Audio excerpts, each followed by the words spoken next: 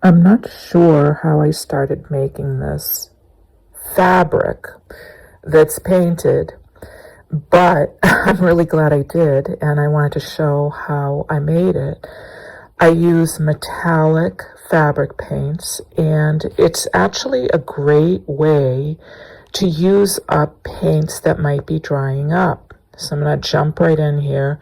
These are a few colors that I had that were sort of getting thick, very thick. And I thought, well, I'm going to use these up and make another one of these beautiful painted fabric sheets. What I love about this fabric is that once it dries, it's almost like paper in that it doesn't really fray. You can cut it and it won't fray really at all. Maybe a tiny bit, but not really. So here I'm just slopping on the colors with my big fat brush. And yes, you did see me even wipe the brush off on the fabric. Feels very naughty.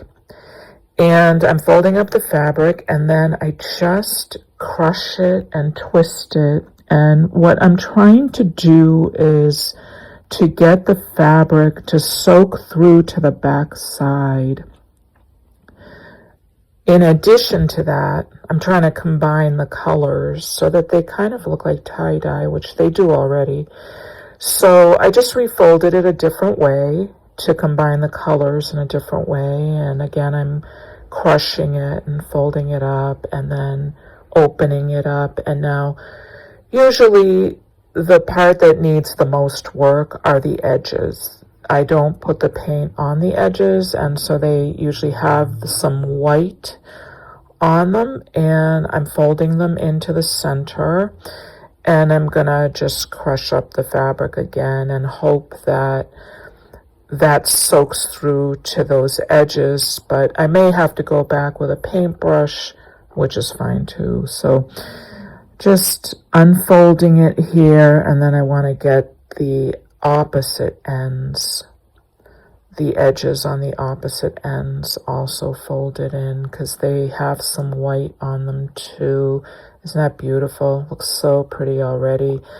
Those metallic fabric paints are just so beautiful. Now I'm using fabric paints because they are softer than acrylics. Acrylics dries stiffer. It wouldn't really have the same feel to it that this does. This feels like paper when it dries, but very soft to the touch.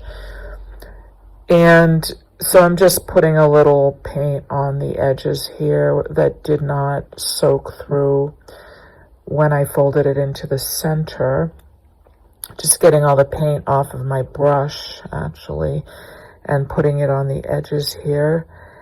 And it's pretty much finished. So what I do when I'm finished, I'm gonna do one last crumpling, I think. I love the creases in the fabric. You may not. You can probably iron it, but of course if you do, you want to put parchment paper down on both sides. Isn't that just beautiful? Love the way the colors combine. Well, I wanted to show you a different color. I had this purple that was really drying up, or thickening up, I should say. And I thought, well, I'll make a purple one. I've never made a purple sheet before, so I added some other paints that I had, all fabric paints.